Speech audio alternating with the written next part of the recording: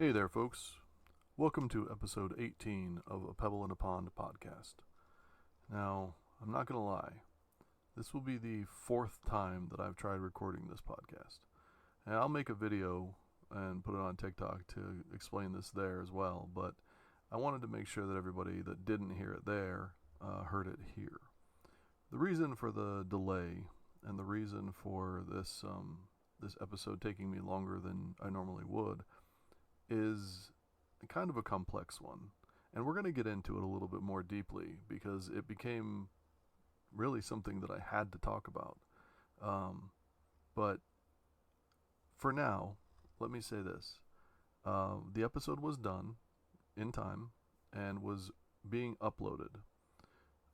During the process of the upload, I lost my internet connectivity.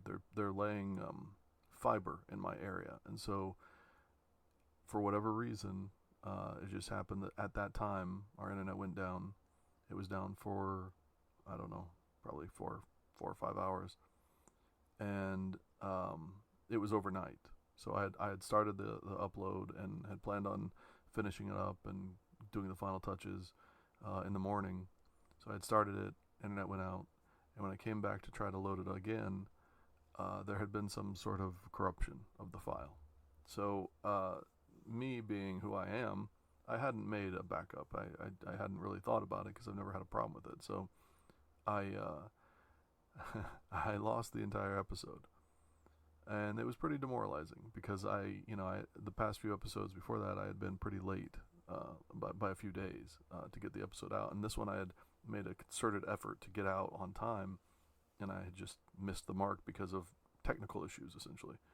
So I was pretty frustrated, and I decided that I was going to just take a day since it was already going to be late. I was going to take a day and just let it go. And then I would come back and re-record it. Well, the problem with that is that I came back to re-record it and I just couldn't do it. I just could not get into the right mindset. Now, let me be really clear. This episode is about anger. And this is a topic that I felt very comfortable making an entire podcast about because anger is something that I have lived with for a good portion of my life. It is something that I have learned to manage. It is something that I've learned to essentially take in as a part of my everyday existence. My children are angry as well. They have learned through me, and I learned really just through life that anger isn't always a bad thing, and that I could focus it, I could channel it in a way. And so it was striking to me when I sat down to record this episode for the second time that I wasn't able to really talk about it effectively. I had a difficult time. I finished it, and I didn't feel great about it. And so I went back and I listened. Now, normally I'm not doing that anymore. I'm not going back and listening. I'm just kind of recording, and if I feel good, I put it out. And the reason for that is, as I've said before, is the whole point would be to be able to do this live. That would be the goal, is to record live so that people can watch me do it live. Maybe I can have some interaction that way, but I'm just not comfortable with that yet, since this is really, I'm still learning this all. So I went back and I listened to the episode. This was the second try, and I just was not at all happy with it. I didn't feel like I could really capture it at all. I didn't feel like I had conveyed the ideas that I wanted to convey. So I took another day, and probably a day and a half, and I just kind of, sat back and tried to think about it a little bit, tried to do a little bit more reading. I couldn't really, I was frustrated, but I was more puzzled at this point in time. So I was just trying to kind of find answers within myself. I took some time to, just lay down. I sat and I meditated. I did all these things that I've been doing, and I couldn't figure it out. And so I was like, well, I got to get this episode out. So I sat down and I went to go record it again. And when I did, I couldn't do it. I could not get the episode that I had in my head going into it. I just could not get it to come out the way I wanted it to, and I was genuinely like nervous at that point in time. Like, I wasn't just puzzling. It was like, oh, what has happened to me? I can't talk. Like, I'm not able to talk about this topic the way that I had intended to. And so then I had to take some time, and I did. I took a few days, and I really had to kind of go into the tank and really try to figure this out. And this is what I've come up with. As many of you know, I had an emotional breakdown back in October of 2023, and so it was 6 months ago, and I was in a really, really bad place, and when I came out of that bad place, I had an entirely different emotional base, I guess you could say. I was not operating from the same place that I had been before. The depression that had consumed so much of my life and had kind of overwhelmed me and had been speaking for me for years at that point in time, it no longer had the same control over me. It no longer had the same power over me. And because of that, I don't know. I guess you could say, and this is the way that I have said it already. I'm just not feeling it the way that I used to. Emotions are not hitting me the way they used to. Not all emotions are that way. But the more that I sat and the more I thought about it, the more I realized that I haven't really been angry. I haven't truly been angry in almost 6 months. Well, really, yeah. I mean, I've been excited. I've been disappointed. I've been frustrated. I've been sad. I've been really sad a lot. I've felt my feelings get hurt. I've experienced, you know, the full range of emotions. I've felt, you know, true, wonderful love from so many different people and in so many different ways. And I've really found a happy, like a happiness, I guess you could say, that I really didn't even know I could experience, in a way that I never expected it. I never really knew that this was possible for me. But in all of these changes and in all of the ways that I've kind of, I guess, morphed my worldview, the one I certainly was not expecting, and the one that has been really eye-opening to kind of realize, is that I haven't really been angry. I haven't lost my temper. I haven't been out of control but once. One time since October of 2023 have I been angry. And in that moment, when I was my most angry, probably that I've been in 20 years, I think that changed everything in me. Now I'm going to go into what happened. It's going to be uncomfortable, but I'm going to talk about it. And I'm not going to give all the details because I plan on telling this story in its entirety at another time. So I'll just give some little details in this episode. But I have told this story on my TikTok channel in pieces because I couldn't tell the whole thing at once. But I'll try to tell the whole story here and give everybody an exact point at which I think I just lost my ability to really truly feel anger. At least I don't think that I can feel anger anymore unless it is in defense of somebody or something. And I don't know, maybe I'm just completely wrong. I'll have to find a situation where I can feel that again. But to go from feeling anger every single day of my life, to go from it being a driving force, to be really an energy source for me, to all of a sudden being completely disconnected from it as an emotion, to being it almost being foreign to me. It is a really, really strange realization to make, and one that I'm not entirely sure I'm comfortable with. So hopefully we can get into it here a little bit in this episode. And I know that this intro piece is already 10 minutes long, so I'm gonna cut this off now. We're gonna listen to the song, and we're gonna go ahead and get into episode 18, Anger.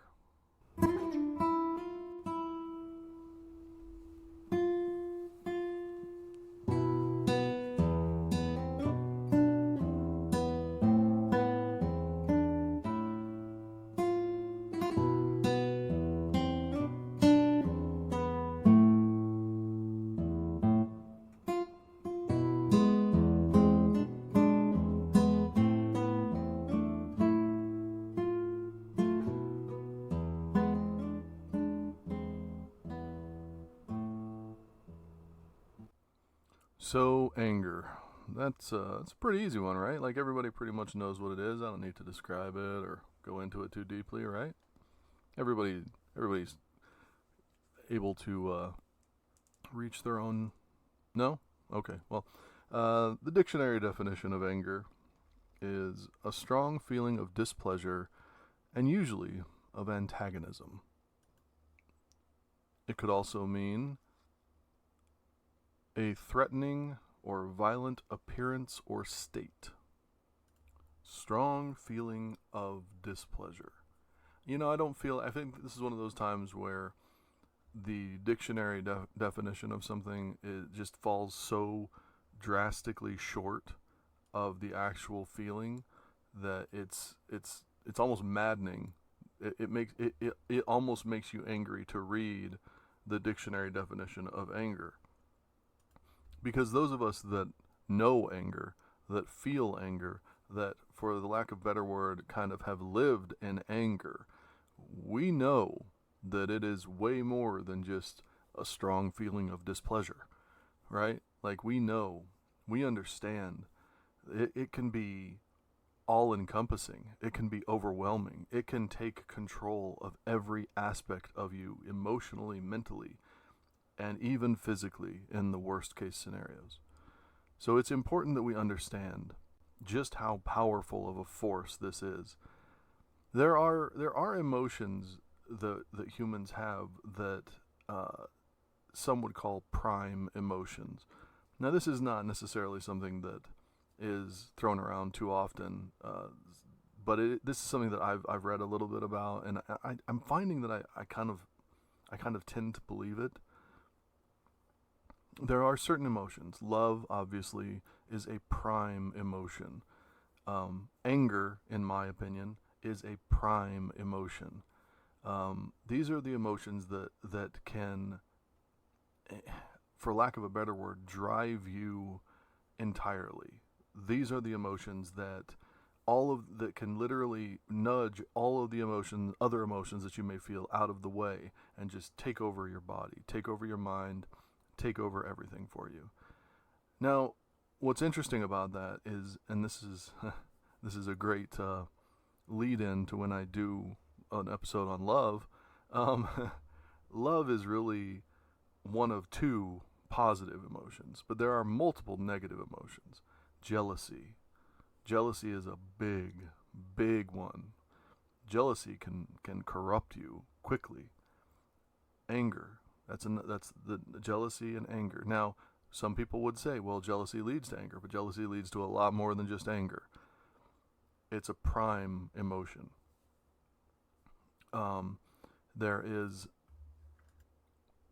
sadness, sorrow. But, I'm not really doing... There's another word that I'm not really thinking of right now that's deeper than that. A malaise that is so deep and so like soul crushing to a certain degree that's all you can feel is sadness. And the one that really kind of trumps all of them, which I guess let's talk about the other happy one, which is happiness, right? That's the other good one, we people feel happy, and it can really control your body. It can take over every part of you, and it can lift you up, and it can make you feel things that you don't normally feel. Now, once again, this is another one where happiness is often tied to love. Well, if you're in love, then you're happy, but you don't have to be in love to be happy. That's a very common fallacy. But more so than anger or sadness or happiness or love, the one that drives all of those to a certain degree, or that has control over all of those, the prime emotion as a human, is fear. And it's something that at some point in time we're going to do this episode. We're going to do the episode about fear.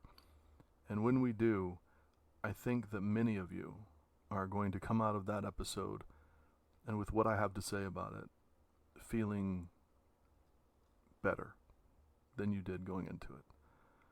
And I say this now, there is no shame in fear. It is one of the strongest forces on this planet. It is one of the things that has literally moved history in the direction that it has been moving for as long as we've been able to feel fear. It is a primal emotion. It is what drives us as animals. And it is so important to understand. But this episode isn't about fear. This episode is about anger. So I wanted to make sure that I talked about these kind of prime emotions, because they really are kind of the driving force behind things. And once you understand that these kind of emotions can take over your body, take over your responses, take over your way of thinking, it does really put you in a position to understand just how powerful they are. I want to be clear, though, about this list of prime emotions. Love is actually not considered by some psychologists to be on that list. And I just think that's an oversight, because I know from personal experience that love, while being complex, is one of these emotions that is all-encompassing. And I think that those that would take it off of a list of prime emotions perhaps don't truly understand it. They try to intellectualize it instead of feel it. And when you feel love, especially the way that I have felt love over the past few months, it changes everything. It changes it changes everything in your life in a way that you really don't even feel like you necessarily control anything anymore. You just let that love that's coming into you and that's coming out of you control so much of your life. And sometimes that's a good thing, sometimes that's a bad thing, but it truly does control you. And it makes you do things that maybe you wouldn't normally do, but you just cross your fingers, you say, I'm doing it out of love, and hope that it's for the best. That's all you really can do. Now, I'm not going to lie about this. Everybody knows, if you've listened to any episode of the podcast, that I love to use quotes. The problem with using quotes for anger is that there's just too many. There's like every single person that has ever existed has a quote about anger. And so I had a hard time boiling down to like any that necessarily were representative in my mind of what anger really was, because it just seems like there's just so many different takes on it. So I'm gonna approach it from this point of view, and I want to make sure this is clear. I'm going to talk about this in this episode. I'm going to talk about the fact that anger isn't always a bad thing. But it's really hard to capture that in quotes, because almost every single person that has ever quoted about anger talks about it being a bad thing. So it may seem like I'm being a little contradictory with these quotes, and I wanted to make sure that was clear. But I feel like because of my experience and because of my understanding of it, that I don't know, maybe, I hate to say I'm going against some of the greatest minds to have ever existed, but I just don't feel like maybe that they really they really understood what it meant to live with anger as a force in your life. They look at it, anger, and they see it as fleeting. They see it as a moment, and they tried to live their life in a way that I think that, and many of us are Generation Xers. I don't think that they really understand anger in the way that we do, and there's a reason why Generation X was called angsty. There's a reason why a lot of our music was angry and filled with disgust towards the things that, the world that we were essentially being handed. And the anger of our generation shows up time and time again. And it shows up even now in the way that we have kind of stayed out of a lot of situations, and we've stayed away from a lot of the bullshit that happens in the real world. But I digress. Let me give you the first quote of the episode. Marcus Aurelius once said, "How much more grievous are the consequences of anger than the causes of it." And I think that this is a great quote because it does kind of paint the picture that a lot of people, some people, well, I wouldn't say a lot of people. I have read many people with the take of this. Anger is one of these things that it can be defining for a person, but more often than not is kind of a magnifying glass for people. Oftentimes people that are angry will show themselves in a way that it's almost like when you get somebody and you get them drunk, right? Like they start to get tipsy, and you start to see a little bit more of them, of who they really are, because the walls come down and they start to behave the way they are. And there are people out there that are fun drunks, and there's people out there that are sad drunks, and there's people out there that are violent drunks, and every different kind. But anger kind of works that same way. Now, obviously, people they're not really fun angry, but when somebody starts to get angry, you can really start to see who they are at a level that really nothing else does. I was once told, and I do believe this, that you never really know yourself until you get into a fight, like an actual fist fight. You never really know what you're capable of. You really don't know what who you are. But adjacent to that is you never really know who you are until you've been so angry that you weren't sure if you were in control anymore. And then what did you do? Now, there are people out there that, everybody responds to anger a different way. But usually the way that you respond when you're at your angriest is a good indicator of who you are deep inside. There are people that get angry and they just, they start to clench their fists and their jaws, and they kind of keep it to themselves. There are people that get angry and they start to scream and they start to carry on and they look to blame other people for their anger. There's people that just get angry and start punching holes in walls and, breaking stuff and throwing tantrums. And there are people that just stand there. They stand there, quiet, calm. You wouldn't know they were angry unless you heard it, the quiver in their voice when they talked about it. You wouldn't know that there was a seething going on under their skin. You would never, ever know. And at any point in time, somebody's reaction to this emotion is such that you really do get a good handle on, not just them, but maybe some of their unresolved traumas, some of their past. Like, how they handle anger is a really, really good indicator. And I hate to get too therapy-ish here, but it's a really good indicator of, the things that they've gone through in their life and how they've been taught to handle anger. And once again, anger is a primal emotion. It's something that everybody will feel, and they'll feel it whether they've been taught how to handle it or not. But it's telling sometimes. Now, I'm going to just give you a piece of advice here as part of this. All of those different ways of, exhibiting anger are natural and understandable to a certain degree. They're not all good, breaking shit and throwing things around and hurting people. These are not acceptable ways of handling anger. And if you're somebody that does those things, then you need to figure out, how to manage your shit. And we'll talk about that for a moment. But if you are in the presence of, or you are one of these people, if you are one of the ones that just sit there, resigned, quiet, and just allow yourself to sit in your anger, and you don't lash out, and you don't hurt others, and you don't say things, those are the people that you need to stay the fuck away from when they're angry. Those are the people that you do not want to piss off.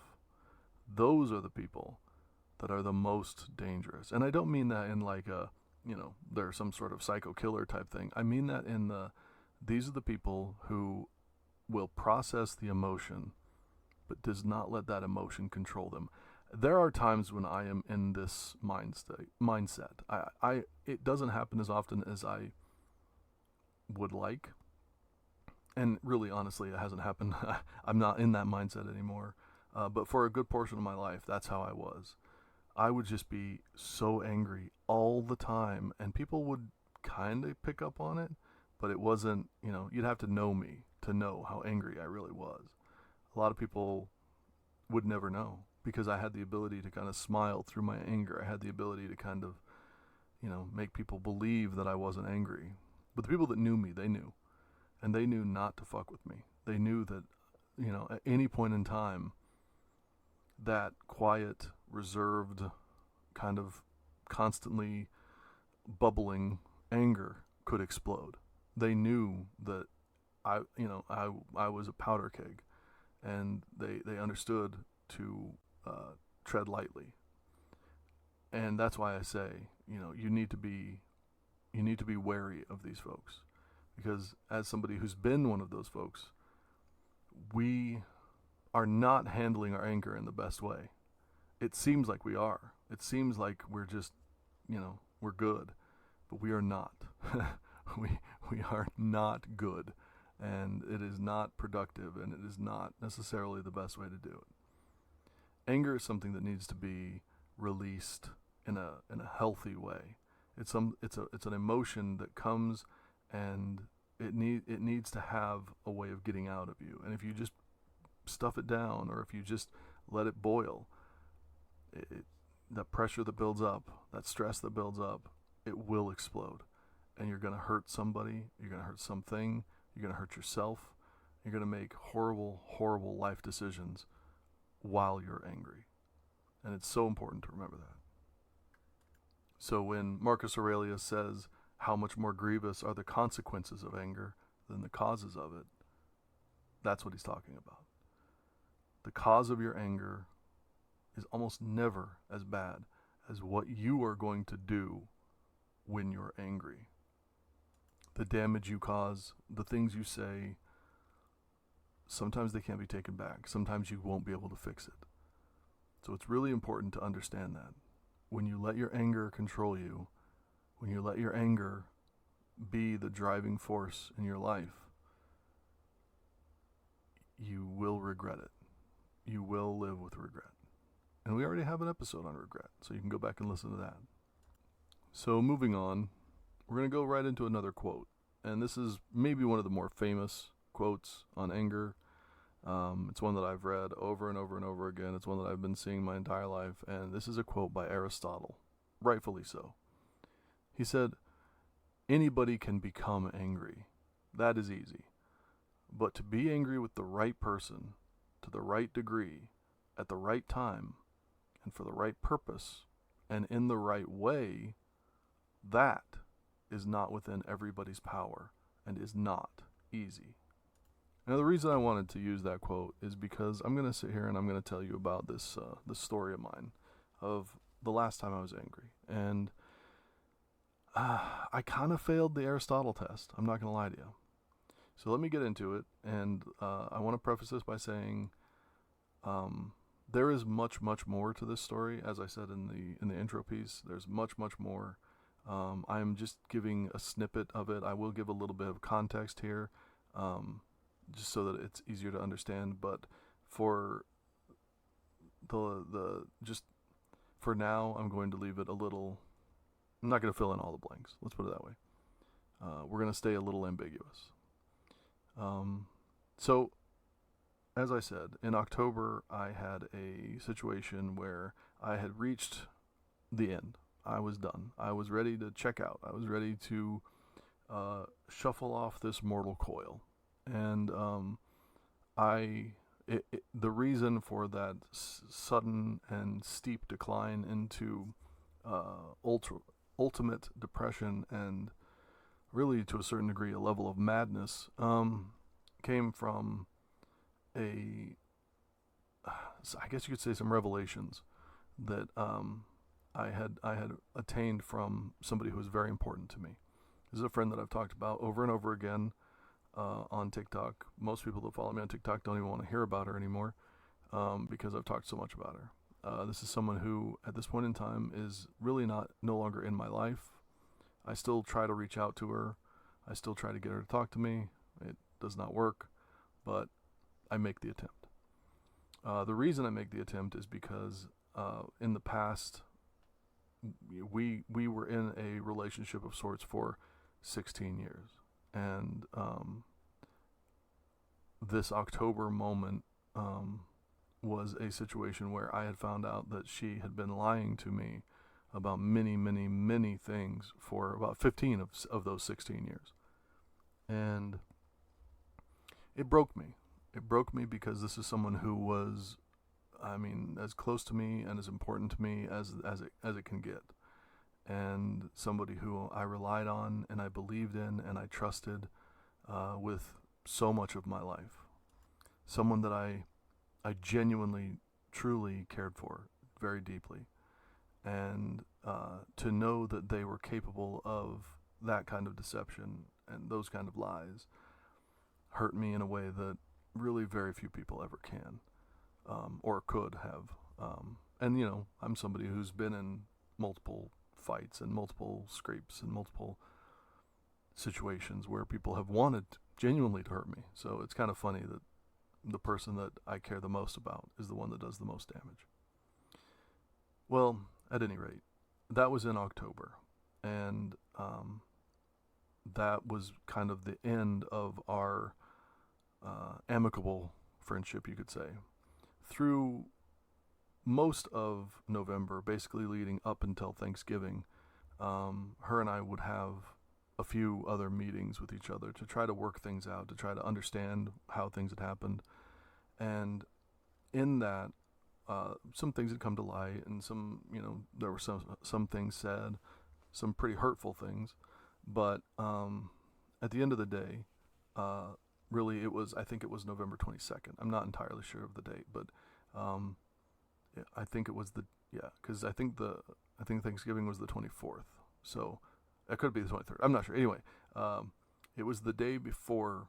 It was the day before Thanksgiving.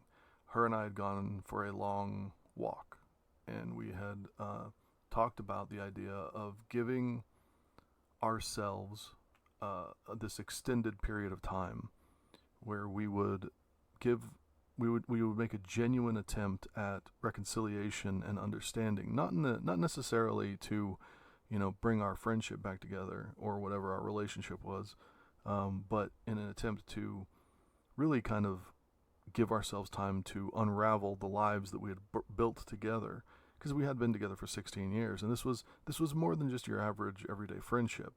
So it was, this was somebody that I saw every day of my life. This is somebody who knew my children very well. This is somebody who had been integral in the building of my business. And our lives were intertwined in a way that, they become.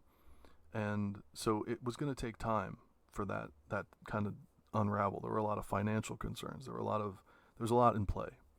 And so I, being the one that had basically been betrayed and being the one that had been, all of this had been dropped in my lap, I was still reeling from the emotion of it all. I wasn't ready for this. I didn't know this was coming.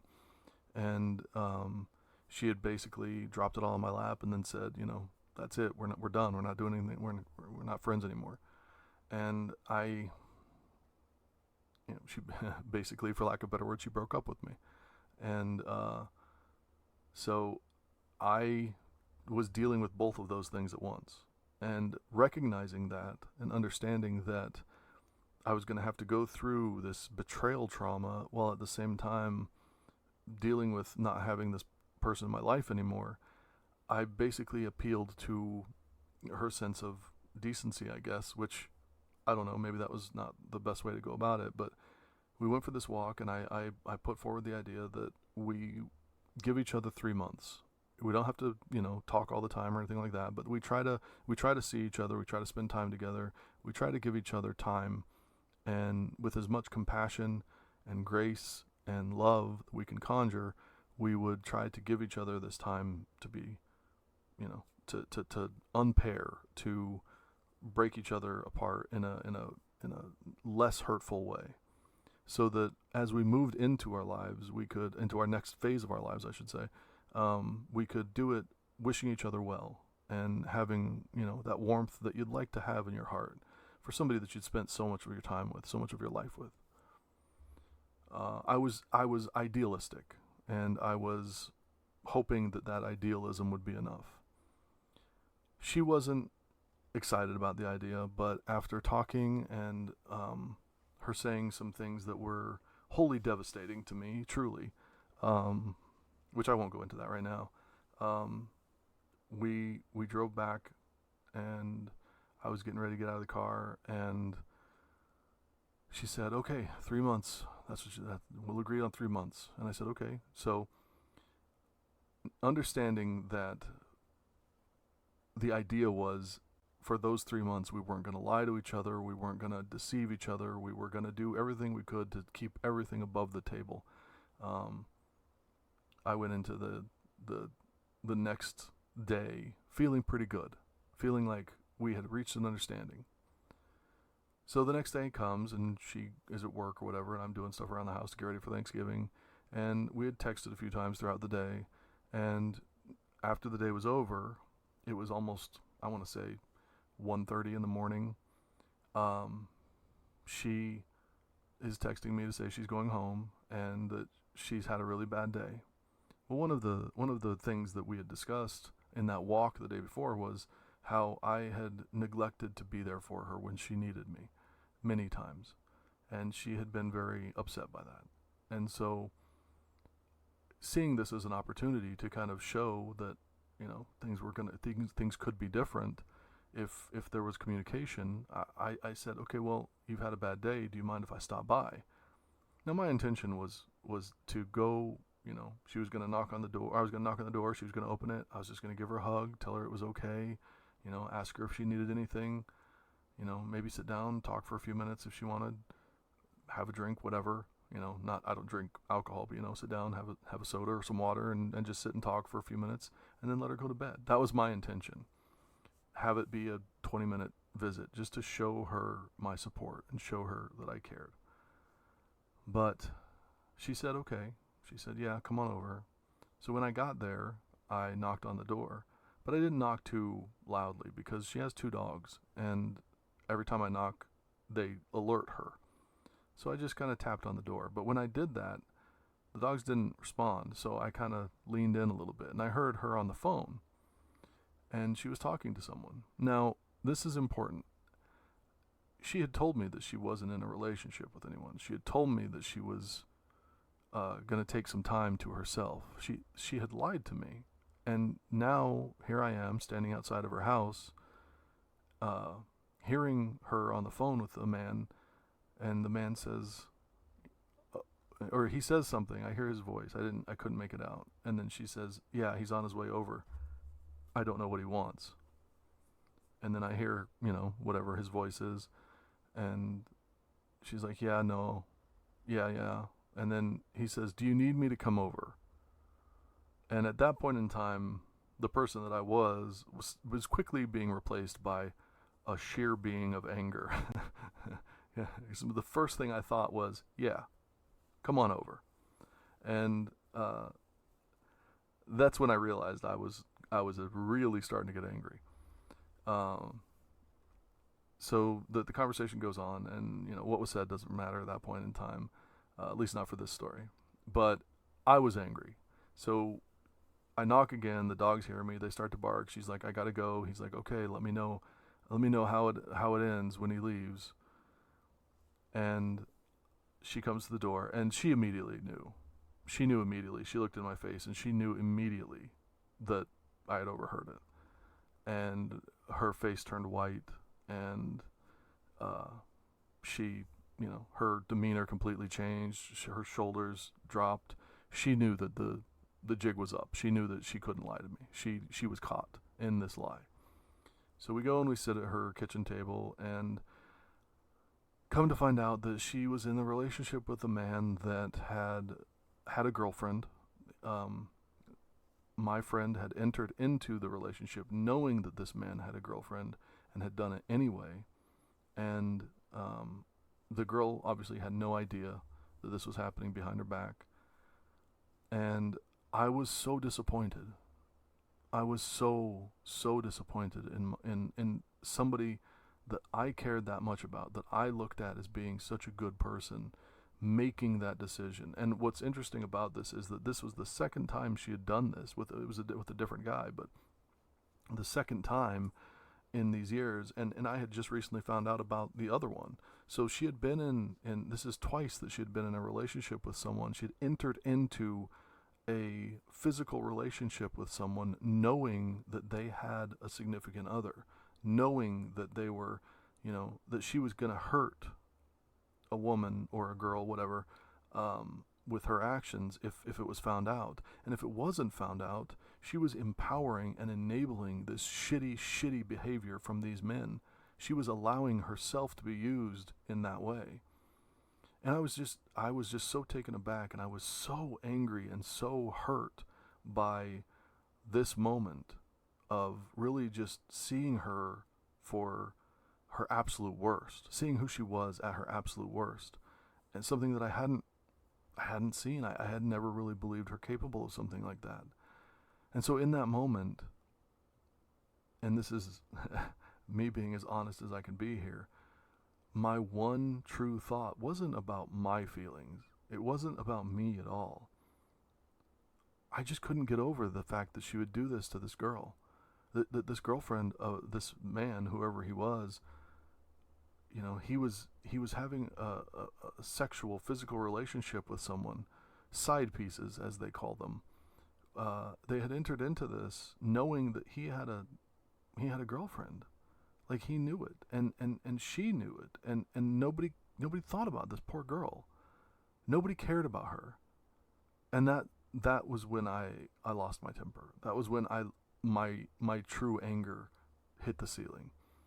Now, for those of you that follow me on TikTok and those of you that know my story, you know that I am somebody who has put my life on the line to protect women.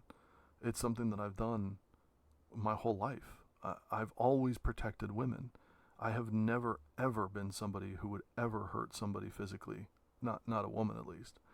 And I have actively hurt men physically for doing that. I'm not proud of that, but it is a truth that I live with. And it's something that when I look back on it and I understand the choices that I made and the lives that I have affected, I am proud of who I am. I'm proud of the fact that I was able to protect people and I was able to help them when they needed it the most. Now, I want to be really clear about this. Up until that point, up until that night, there were entire swaths of my life that I wouldn't say I didn't remember them at all, but they were difficult to recall. And in that moment, I had a rush of memories of things that I had done, of fights that I'd been in, of moments, gruesome to a certain degree. It was almost like my mind telling me, this is what you're capable of to protect. This is what you've done to protect other women. How is this different? And that's how I felt in that moment. I felt this drive, this necessity to protect this girl. I couldn't stand the idea that somebody that I cared about, that I loved, that I held up on a pedestal could do this to somebody. And the fact that, this guy was essentially getting away with it. And at the same time, in my mind, I know that the difference is now that this isn't really the case, but at the time I felt like he was taking advantage of my friend, that he was this kind of, snake that was just kind of whispering in her ear and getting her to do these things, and that's really how I felt. Now I know that's different, but at the time that's how I felt, and I wanted this guy punished, and I can't say that any other way, like truly punished. I wanted him to feel the pain that he was dishing out so readily. I couldn't stand the idea, and so in that moment of anger, I told her, I said, you have to break this off. You have to end this. You are better than this. If you do not end this, I'm going to end it for you. I'm going to tell everybody in the world about this guy. I don't know his name, but I'll find out. I'll find out who he is. I'm going to find out who he is. I'm going to tell his girlfriend. I'm going to tell every single person in his life exactly who he is. I'm going to show the world the quality of this man's character. And I can do that because I am a higher character person. I can do that because I don't have anything to hide. I can do that because I know that I would never do this to someone. And it's my job, and it has always been my job, to defend people when things like this happen. And I'm going to defend this girl. So either you tell her, you break it off, and you take responsibility for it, or I will. And that's what I said to her. And it's important to understand that in this moment of anger, I didn't punch a wall. I didn't do any of these things. What I did do is when she opened that door, I said, you have no idea how angry I am. I could have kicked in this door. Now, I didn't kick in the door, but I was that angry. I could have. I was angry enough that I could have done many things, but I didn't. Now, keep in mind, like I said, the people that remain calm, the people that you just kind of get this feeling of a seething under their skin, the people that are able to communicate effectively despite their anger, those are the people that are the most dangerous. And that's where I was. That's exactly where I was. I talked to this friend of mine. I held her hands, and I spoke sternly. I spoke judgmentally, but I spoke truthfully. There was nothing that I said in that moment that was wrong, and when I go back and I think about it, I don't know if I could necessarily have changed anything, but in that moment, I did scare the hell out of her. She had never seen me like that. She had never experienced me that angry. She had never seen that side of me. And to a certain degree, I'm very, very proud of the fact that she had spent 16 years in my life and had never seen me like that. But at the same time, it is a failure that after 16 years, I allowed that part of me to come out. I'm not proud of that. It's not something that I necessarily wanted to do. But at that point in time, all I thought about was, I gotta help this girl.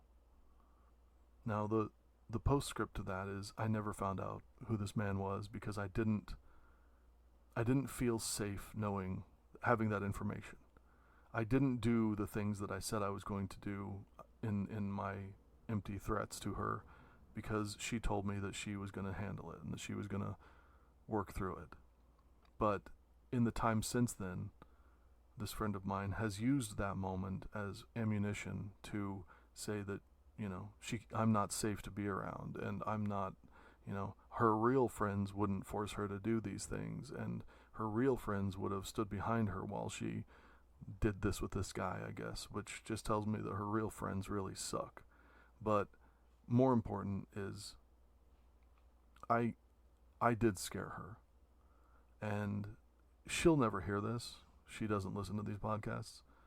But if she ever does, and for those of you that do listen, I want it to be known that I do apologize for losing my anger or losing my temper in that anger. It's not something that I would like to do, but like I said before, I think now my anger tends to be focusing around protecting people, tends to be focusing around trying to make a difference. I'm not feeling anger like I used to. It's just not hitting me in any way. I don't get angry in traffic. There's no real buildup of stress. There's none of the effects of anger that I've lived with for so long in my life are having any effect on me. I used to get angry when, like, if somebody said something stupid online, I would get angry. I would get, like, legitimately angry. And I wouldn't be somebody who would, like, go into, like, punch-up mode and start, hammering out a strongly worded email or anything like that. I was just somebody who I would see, that I would go in the other room and I'd tell my kids, and I would just be so angry about it. And now I just let stuff go. I just don't care anymore. And I really do believe that it was that moment in November of 2023 that changed me, because I had so many memories rush back in that moment. I had so many things that I had either repressed or just, I don't even know. I guess repressed is the best word. I had so many things that came back to my head, so many memories of that I had really kind of forgotten about who I was and about the history that I had, and about how, and I really hate to use this word, but how righteous I had felt in my anger for so many different occasions, how so many men I had really hurt them to save women. And all I could think about in that moment was saving this girl from the fate that she had no idea. And I'll be honest, I regret not finding out who she was, because as far as I know, and I don't know anything about it, but I can only assume that this guy went back to his girlfriend and they carried on, and she was never the wiser. And I don't know. Maybe that's for the best, but I just can't help but feel like somehow her life would be better if I had found out who she was and if I could have told her the truth. Because you know damn well that man isn't going to. You know damn well he's going to cheat on her again. And you know damn well that he doesn't value her. He didn't value my friend that he was sleeping with. He definitely didn't value his girlfriend. And there's so many men like that out there that I've had to fight and I've had to deal with and I've had to punish for their way of just taking and robbing women of their sovereignty, for the lack of a better word. And I just can't stand by and let that happen anymore. So there's my story, and we're going to move on now. I know that story isn't all about anger, but it is about the last time I felt true anger. And I'm not going to lie to you. That was probably the most angry I've been in, like I said before, 20 years at least.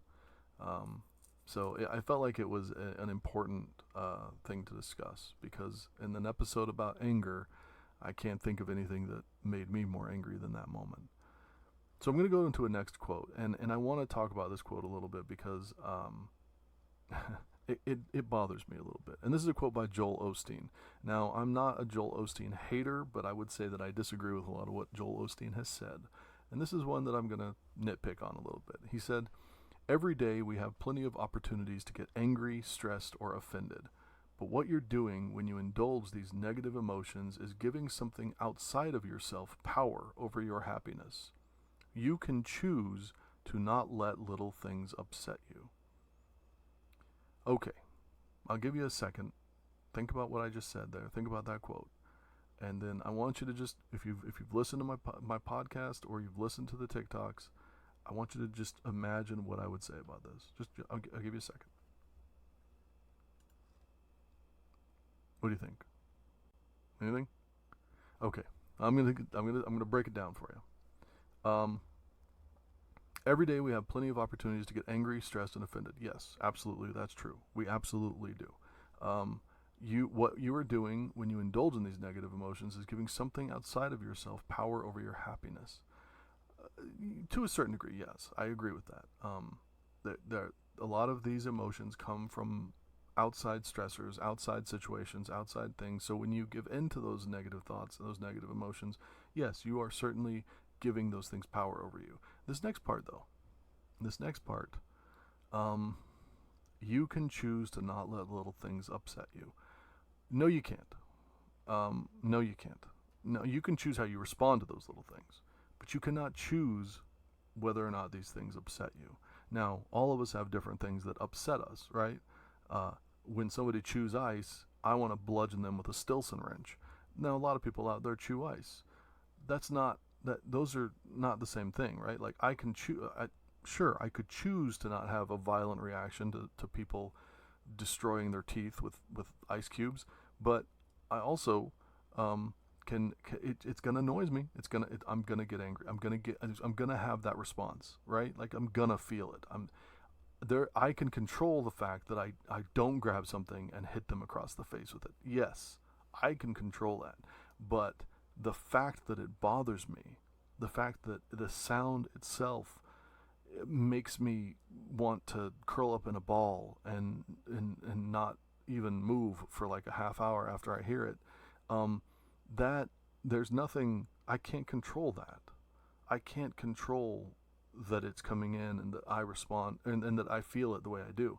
I can control my response. So the idea that you can choose to not let these little things upset you is a little bit nonsensical in my mind, because you absolutely cannot control whether things upset you or not. What you do control is how you react. If you let that emotion, if you let that anger control you, you can control that. But you can't control whether something upsets you or not. It's what you do with that upset. It's what you do with those negative emotions that matters. And so I know this seems a little nitpicky, and I know that it seems like I'm kind of, just kind of picking on this guy, but it really is like, this is a man that's got, millions and millions and millions of people following him.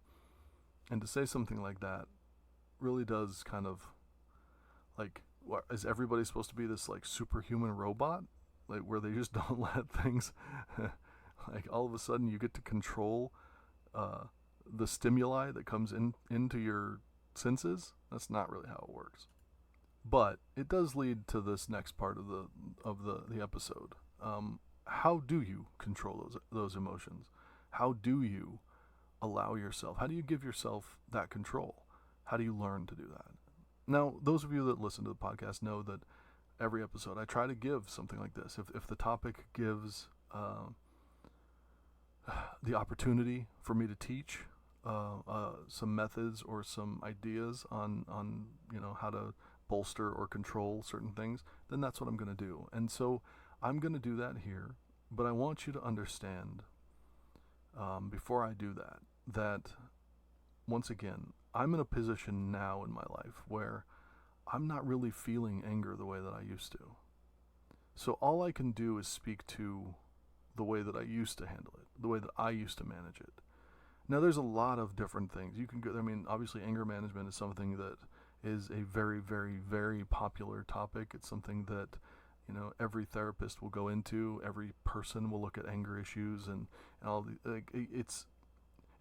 there is a massive amount of content out there that you can, put into your eye sockets and jumble around and see what sticks. So I'm just going to go through some of the stuff that I know has worked for me. Now, I encourage you, if you're listening to this, to just, Google some stuff. Just look up some stuff. If you believe that you have a problem controlling your anger and it's something that you want to address, it's really not that hard. It's really genuinely not that hard to find all sorts of resources. It is a 0.2 second Google search to find any of this information. It's at your fingertips at all times. And I promise you that anything you read there will be just as helpful as anything you get from this podcast from this point on, at least for this section. Because this is something, anger management is something that literally every single generation since the dawn of time has tried to address. Not effectively. not not effectively by any metric, but it's something that everybody has tried to address. So, what do we do? The first thing you need to do, and this is, once again, this is just how I approach it, is to understand how you experience anger. And the reason why this is important is because unless your anger is sudden, which makes it more impulsive, anger tends to build, and you'll start to, once you really get into it, you'll start to understand like your kind of predictors on how angry you're getting. Some people get like their hands will shake. Some people will get their ears will get hot. Some people's eyes will start to hurt. Some people's lips will quiver. Obviously, once you get to these physical indicators, you're already angry. But if you start to really look at it and you start to understand how anger is affecting you physically, some people get, knots in their stomach. Some people start to kind of get, not pains in their legs, but they'll start to feel imbalance in their legs. They'll start to kind of sway back and forth. There's all sorts of physical indicators.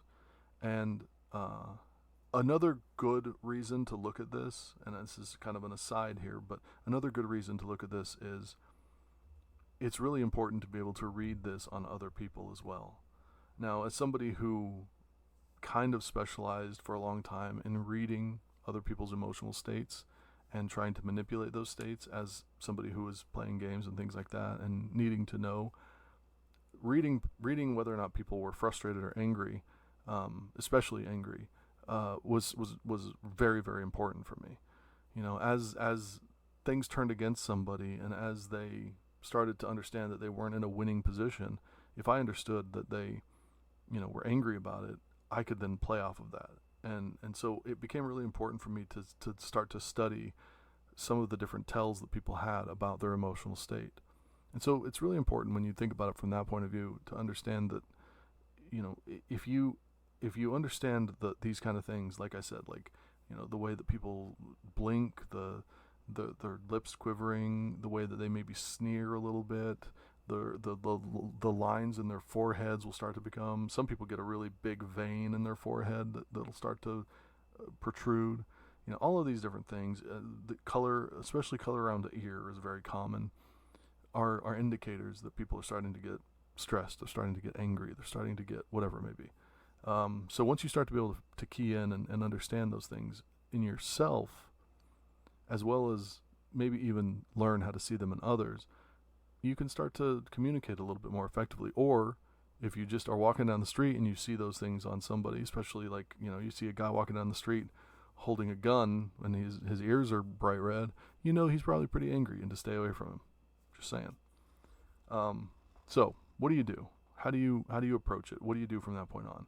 Once you start to feel the anger, once you start to understand that the anger is building inside of you, how do you control it? Well, really, the most important part here is to understand that anger builds and it builds rapidly. Oftentimes, you don't just go from 0 to, rage. There's a period of build there. And so that is the key point. That is where you learn to control it. And you don't let it get out of control by just letting it continue to build. So there's another quote here I'll use. Thomas Jefferson said, "When angry, count to 10 before you speak. If very angry, count to 100. And that's probably the best advice of any quote that you're ever going to see ever. It's exceedingly important to understand that almost as primal as anger itself, the innate desire to respond in anger is part of anger. The desire to lash out, the desire to, just jump to defense or jump to whatever it may be, that is part of your anger. That is how you're dealing with it in anger. It's a quick thing. You're not thinking anymore. You're just reacting. And so to combat that, we need to understand that the patience, that moment of patience, that moment of pause, that moment of breathing that moment of calm, is very, very, very important. It is so difficult when you first start that you may even give up trying before you even get started. It is so difficult when you've lived a life where anger is there all the time, to really be able to see it and understand it and even want to control it. But it is so important. And the best way to do it is to count. You count, and with each number you count to 10, you go 1, take a deep breath. In through the nose, out through the mouth. 1, 2, 3. And you do that, you go to 10. Every single number you count. And while you're counting, you're not just empty-headed doing this. You're thinking about your response. You're trying to not let that anger consume you. You're trying to not how many times in your life have you had that moment where you say something or you do something, and then you get in the car or you go home or whatever it may be, and you're like, oh man, I should have said this. Whether it be an anger or it be funny or whatever it may be, this is your opportunity for that. This is your opportunity to really think about it. Now, once again, I'm not somebody who believes the Joel Osteen line of thought that you can choose to not let these things upset you. You can't really do that, but you can choose how you respond. You can choose the nature of your response. And sometimes anger is an important thing to convey, but you want to do it the right way. As Aristotle said, be angry with the right person, to the right degree, at the right time, for the right purpose, and in the right way. And that is what you are counting for. That is what you're pausing for. You want to make sure that your anger is going towards the right person. You want to make sure that you're as angry as you need to be in that moment. You want to make sure that this is the right time to convey that. Sometimes it's not the best time. And you want to make sure that there is purpose behind your anger. Anger is so powerful. It can literally destroy your life. It can destroy the lives of others. It can make people see you in ways that you can't undo. So it's important that you understand that all of these things. If I were you, I would memorize the Aristotle quote. Be angry with the right person, to the right degree, at the right time, for the right purpose, and in the right way. And when you start to do that countdown, that is the mantra that you recite to yourself. Be angry with the right person, to the right degree, at the right time, for the right purpose, and in the right way. You just say it over and over and over again. If you want to, go back a second and listen to it again. I'm going to say it one more time. Be angry with the right person, to the right degree, at the right time, for the right purpose, and in the right way. If you can master that, if you can understand that and master it, you will have accomplished something that 99.9% of the world that have ever existed on this planet have not been able to do. It is not an easy feat. It is not something to take lightly. It is not something that you can just do on your off time. This is something that requires concentrated effort.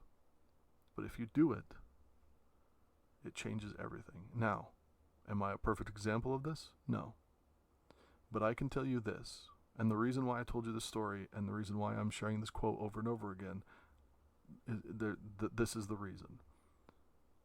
I was angry with the right person.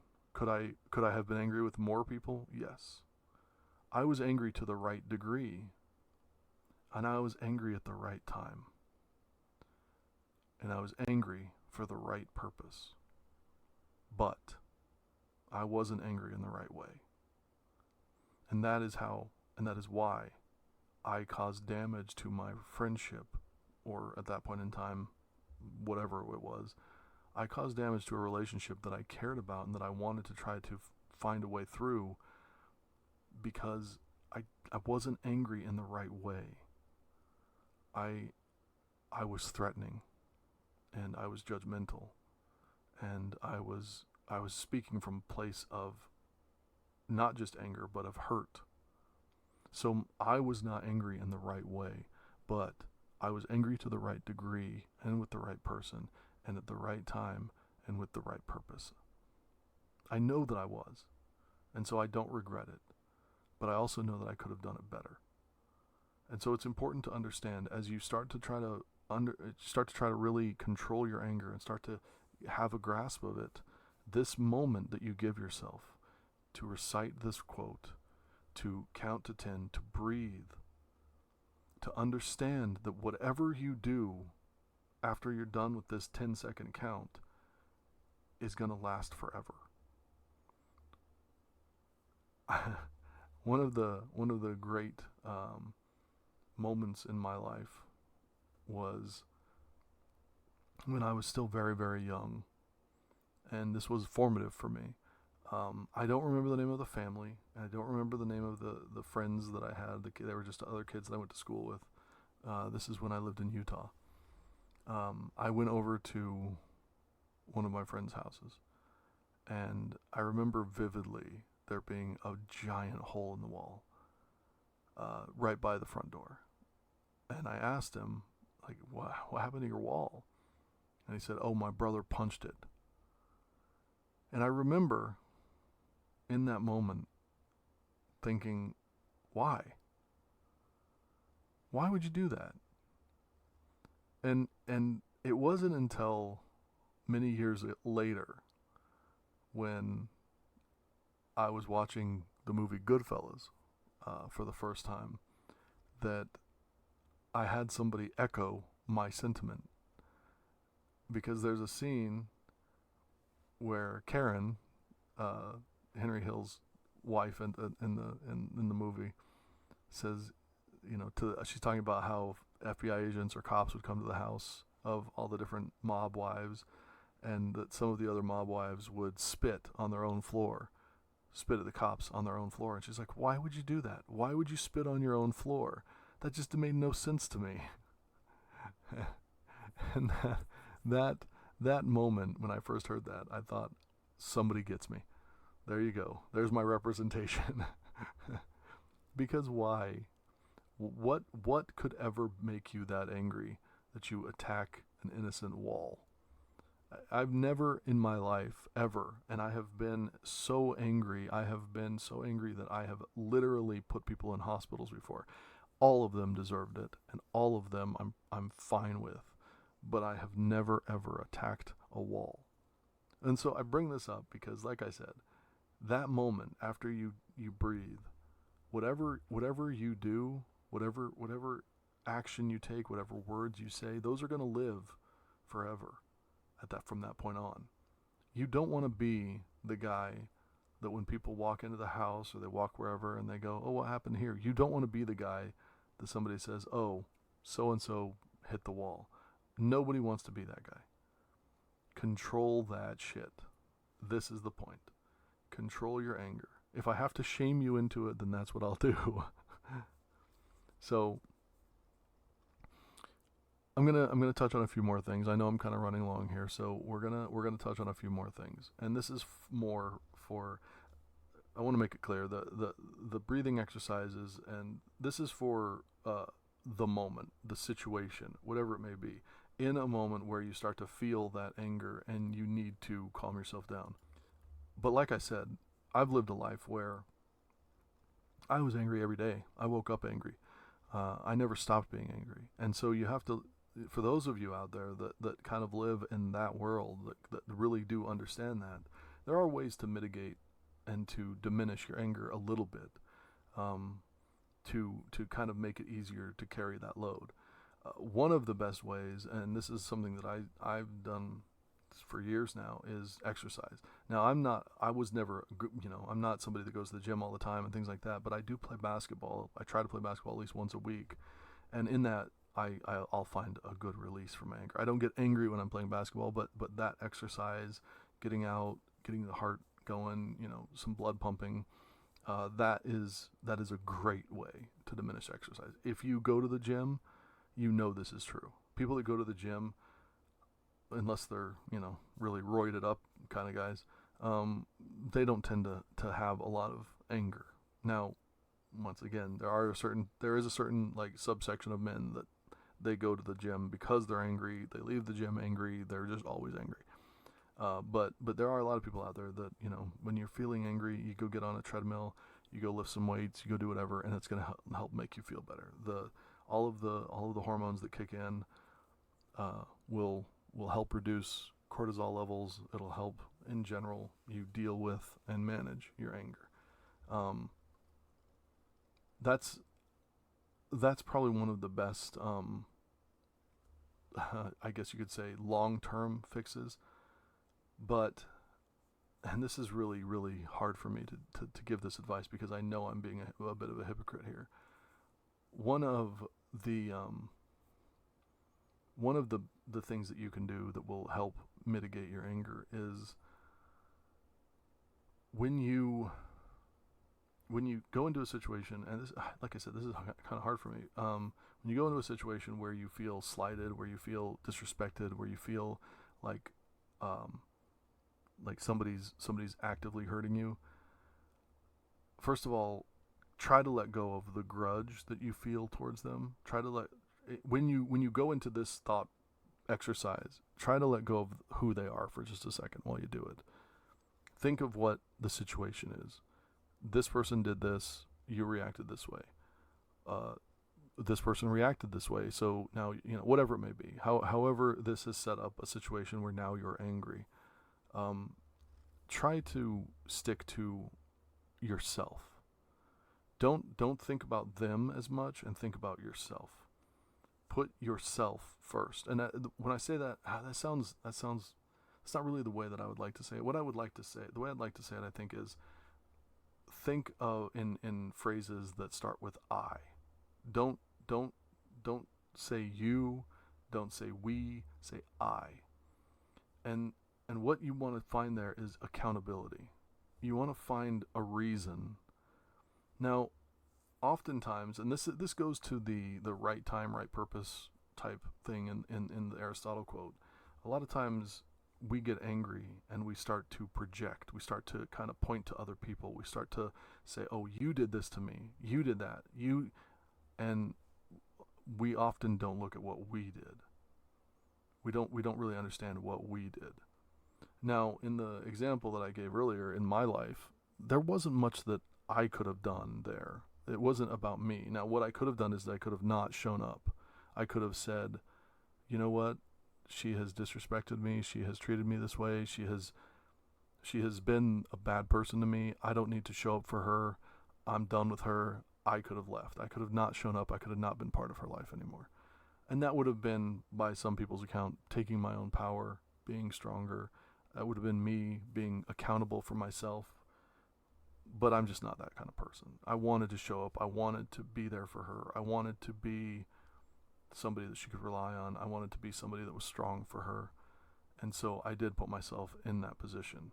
And because I believed in her and I trusted her and I, wanted a better outcome, I did put myself in that position. It was my fault that I was there.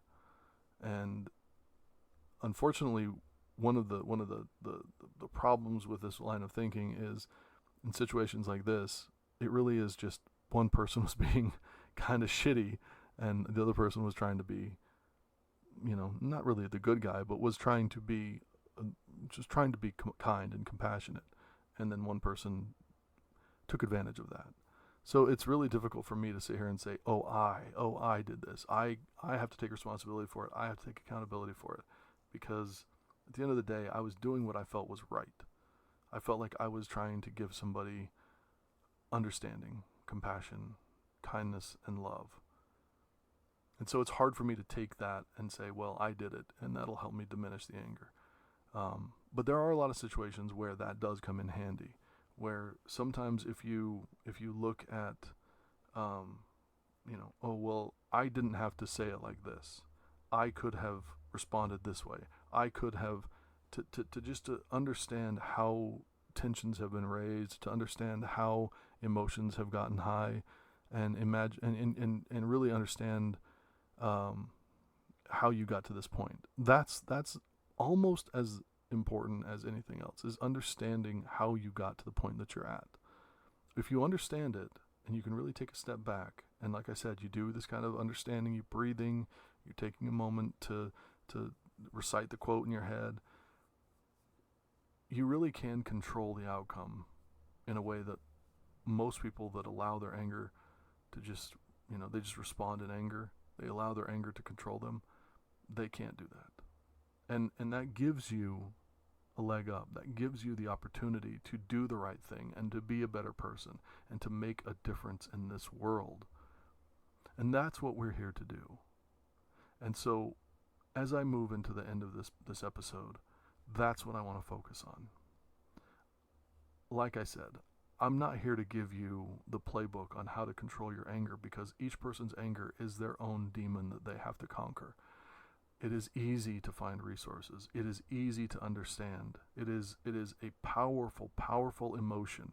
And I cannot, in an hour or hour and a half long podcast, give you the answer to that question. All I can do is tell you the answers are out there. And I can tell you from my own experience that anger doesn't have to control you. It doesn't have to define you. But it isn't always bad. It isn't always something that you should be ashamed of. Despite what seemingly every great mind in history would tell you, there is plenty of righteous anger. There is plenty of good situations where it's okay to be angry because you're angry for the right reason. That's why I focused on this Aristotle quote. That's why I think it's important, because Aristotle, unlike all of these other thinkers, and I really genuinely, I could read for another 30 minutes different quotes, and I promise you he's the only one that understood that it's not bad to be angry. It's not bad to be angry. Everybody's angry. It's easy to be angry, but to be angry, I'm going to say it again, at the right person, to the right degree, at the right time, for the right purpose, and in the right way, that is what is important. If you can start to control that, if you can start to manage that, if you can control it inside of yourself, and you can start to preach that to other people, you can start to affect this world in a way that is truly, truly magnificent and beautiful. Think about it. Think about how much better this world would be if just a few more people around you didn't respond in anger the way that you've seen them. If your father didn't respond in anger and beat you that one time. If your sister didn't respond in anger and say something horrible to her friend or her mother or your mother, I guess. All of these situations, if you were able to control yourself and not say something that hurt somebody, or in my case, scared somebody, if you're able to control these things just a little bit more and understand that there is a reason for anger to exist, it is a positive thing if used correctly, if understood and focused, and given the respect that the emotion deserves, it can be a powerful force for good. Your anger, your wildness, can turn into a righteousness. It can turn into something that you can really honestly use it for so much good. Think about these students that are doing protests. Think about the way that people are responding to the situation in Palestine. Think about the anger and the true, I guess, upset is the way you would say it, that people feel over these things. And think about the other side as well. Don't just think about it from one side and say, well, this is the side I'm on. Think about it from every side and understand the anger. Understand it. Really, truly take a moment and understand these emotions, the fear and the anger, all of these negative things that are controlling and people are responding with. Love is the answer. But you can't deny how powerful anger is. And if you truly love someone, if you love them with all of your heart, if you love a people with all of your heart, if you love a country, if you love whatever it may be, whatever it is that you truly love, anger in its defense, anger in its protection, anger in its even in its understanding is important. It is so important. It is not to be diminished, but it is to be controlled. I want you all to know that that moment that I described to you is a moment that will haunt me for the rest of my life. The fear that I saw in my friend's eyes and the shame that I feel because of that fear will be with me forever. And I was right on so many levels for so many reasons to be angry in that moment. And I know I was, and there is not a person out there that I've talked to about it that disagrees with me, other than her. But at the end of the day, I know that that anger in that moment doesn't represent who I am.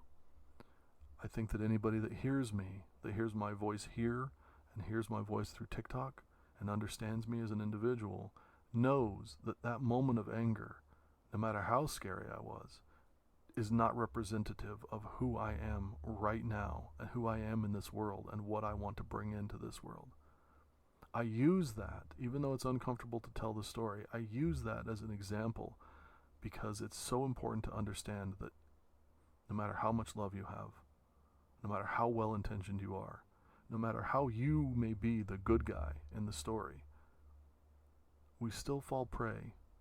We still fall prey to those moments where anger takes over, where fear takes over. It's what we do from that point on that matters. I will never be able to make amends for what I did that night to my friend's sense of security and her ability to feel safe with me. I'll never be able to fix that truly. And until she gives me the opportunity to try to show her otherwise, I just have to assume that she thinks of me that way.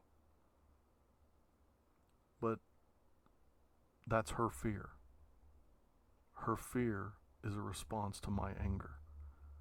And so when I say take a moment and do the I exercise and think about your own accountability, that's what I'm talking about. My anger caused her fear. I have to know that. I have to understand that. And at some point in time, I will make amends for it. Or at least I hope I can. Use my example. Use this moment. Use what I'm saying here to try to understand your own life. Put it into your own situations. Put it into your own application.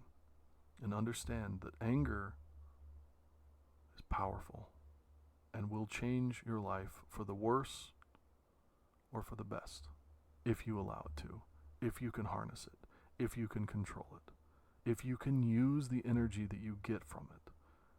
It can be beautiful, and it can change the world. And that's what I'm about. And I hope, if you're listening to this, that that is what you are about as well. So, now that we're moving on from anger, I'm going to go ahead and announce here, I will make it in the TikTok as well. We're going to dive into a topic that I have, for the next episode, episode 19, we're going to dive into a topic that I've kind of avoided on purpose, but I want to start to get into it because I think that it's important. It will be a multi-part topic, but I'm not going to do them all together. So we're going to do a part one, not next week, the week after, and we're going to talk about parenting. This is something that people have asked me to talk about. This is something that people have asked me to talk about in my TikTok lives. This is something that people want me to make videos about. And we're going to go ahead and we're going to get into it. And I'm going to talk about it from a lot of different angles and a lot of different perspectives. As somebody who has parented 3 children to adulthood and more. I'm somebody who has a wealth of knowledge on this, and something that I feel strongly about and I feel like I can help people with. But the reason I bring it up now is because, and the reason why it's important to bring up in the episode about anger is, you're going to disagree with some of the things I say. You're not going to like some of the things I say. And that's okay. But do not come at me with anger. Because what that's going to show me right away, it sounds so bad to say this to my listening audience, but if you respond to my episodes about parenting with anger, that shows me what kind of parent you are. If you can't take constructive advice, if you can't take constructive criticism, how do you expect your child to? I hope you heard my tone there, and I hope that you understand that I'm not going to pull any punches in these episodes about parenting. I'm going to speak my mind, and I'm going to say it in a way with an understanding of my background, which I will explain in those episodes. I'm going to speak in a way that some folks are going to find dismissive, but I think I have a reason to, and I think I have a right to. So try to control your anger. Try to remember that this is my opinion. This is my outlook. You don't have to share it. With that in mind, we're going to go out with one more quote. And it's one of my favorite quotes, and I certainly do agree with it. You can ask anybody in my life. Phyllis Diller once said, "Never go to bed mad. Stay up and fight." I appreciate you all very much. Thank you for listening. I hope you enjoyed the episode. I'll see you on TikTok, and we're going to start getting out more videos on Instagram and on YouTube very, very soon. So I hopefully will see you there as well. Take care of yourselves. Take care of others. I'll talk to you very soon.